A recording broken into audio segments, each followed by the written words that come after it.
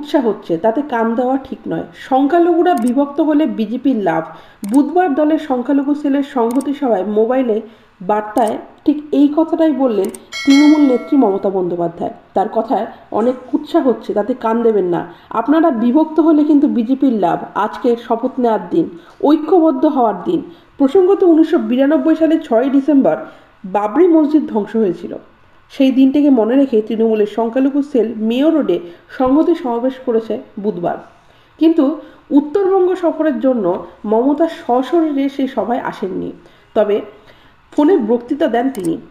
রাজ্যের মঞ্চে অরূপ বিশ্বাসের মাইকের সামনে সেই ফোন ধরে মমতার কথা শোনান সমাবেশে আসা জনতাকে। 3 রাজ্যের ভোটের ফল নিয়ে মমতা বলেন, ভোট ভাগাভাগির কারণে ওখানে বিজেপি জিতে গেছে।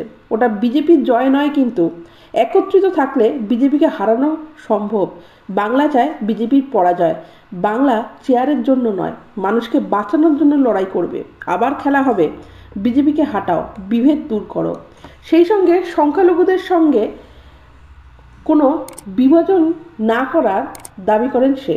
তৃণমূল নেত্রী মমতা বন্দ্যোপাধ্যায় বলেন, ধর্মস্থানকে আমরা সম্মান করি, কিন্তু কেউ কেউ ধর্মস্থানের নাম করে ভুল বোঝাচ্ছে। রাজনৈতিক মহলের অনেকের মতে নাম না করলেও মমতা আসলে নিশানা করতে চেয়েছেন ফুরফুরা শরীফের পীরজাদা তথা আইএসএফ বিধায়ক নওশাদ সিদ্দিকীকে। নওশাদ বেশ কয়েকদিন ধরেই বলছেন তার দল চাইলে তিনি ডায়মন্ড হারবার কেন্দ্রে লড়বেন। আবার পীরজাদা আব্বাস সিদ্দিকীও সম্প্রতি বলেছেন তিনি ডায়মন্ড হারবারে প্রার্থী দেবেন।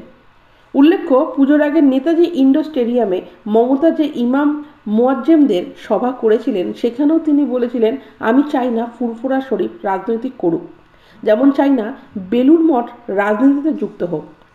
একটা সময় বাংলায় সংখ্যালঘু ভোটে একচেটিয়া আধিপত্য ছিল বামেদের, কিন্তু 2008 সালের পঞ্চায়েত ভোটে থেকেই তা ধসতে শুরু করে। 2009 সালের লোকসভা থেকে সেই ভোটের বাক্স বদল হয়, বামেদের দিক থেকে চলে যায় তৃণমূলের দিকে।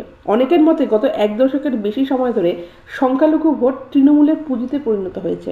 কিন্তু এর মধ্যে সাগরদিঘি উপনির্বাচনে তৃণমূলের হারের পরই আলোচনা শুরু হয়েছিল, তাহলে কি সংখ্যালঘু ভোট ফের বাক্স বদল করছে? যদিও তারপরেই মমতা সাংগঠনিক পদক্ষেপ করে দলের সংখ্যালঘু সেলের নেতৃত্ব বদল করেন। সভাপতি করা হয় ইটাহারের তরুণ বিধায়ক মোশাররফ হোসেনকে। তারপর থেকে পৃথকভাবে গণসংগঠন হিসাবে তারা একাধিক কর্মসূচি করেছে। বুধবার মমতা বার্তা দেন সংখ্যালঘুদের ঐক্যবদ্ধ থাকার। এও বুঝিয়ে দেন না হলে বিজেপি লাভবান হবে।